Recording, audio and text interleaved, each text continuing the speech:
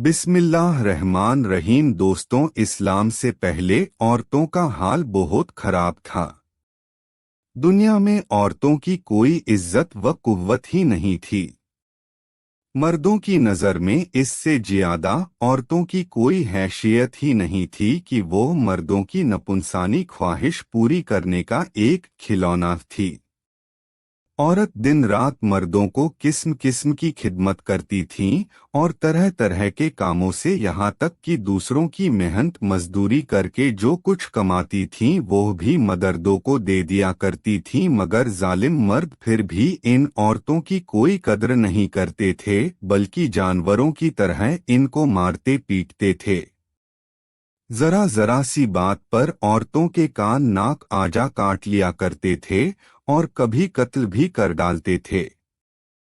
अरब के लोग लड़कियों को जिंदा दफन कर दिया करते थे और बाप के मरने के बाद उसके लड़के जिस तरह बाप की जायदाद और सामान के मालिक हो जाया करते थे, इसी तरह अपने बाप की बीवियों के मालिक बन जाया करते थे और इन औरतों को जबरदस्ती लौंडियां बनाकर रख लिया करते थे।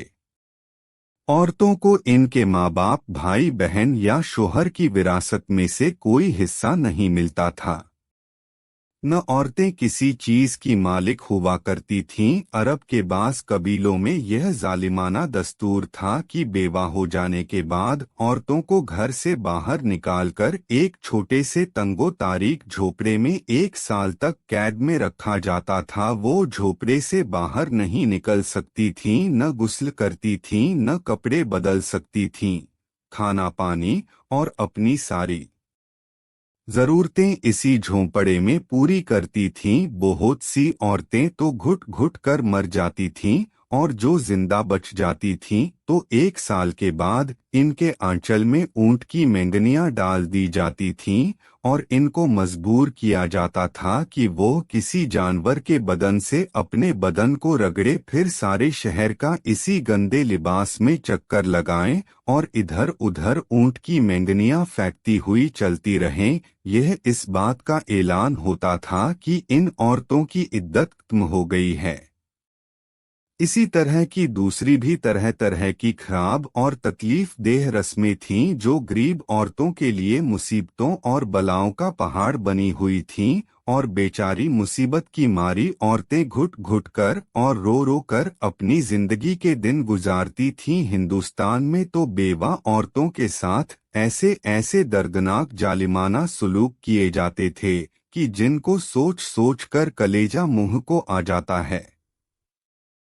हिंदू धर्म में हर औरत के लिए फर्ज था कि वो जिंदगी भर किस्म किस्म की खिदमतें करके पति पूजा, शोहर की पूजा करती रहे और शोहर की मौत के बाद उसकी चिता की आग के शोलों पर जिंदा लेटकर सती हो जाए, यानी शोहर की लाश के साथ जिंदा औरत भी जल कर राख हो जाए।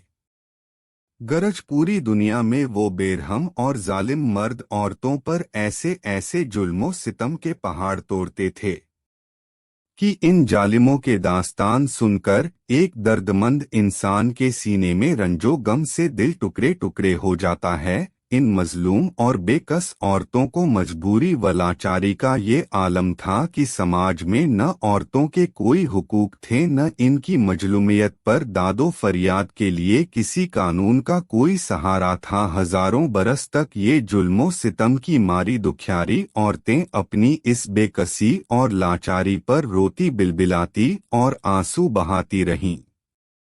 मगर दुनिया में कोई भी इन औरतों के जख्मों पर मरहम रखने वाला और इनकी मजलूमियत के आंसुओं को पोंछने वाला दूर दूर तक नजर नहीं आता था। न दुनिया में कोई भी इनके दुख दर्द की फरियाद सुनने वाला था, न किसी के दिल में इन औरतों के लिए बाल बराबर भी रहमो करम का कोई जज्बा था। औरतों के इस हाले जार पर इंसानियत रंजो गम से बेचैन और बेकरार थी, मगर इसके लिए इसके सिवा कोई चाराकार नहीं था।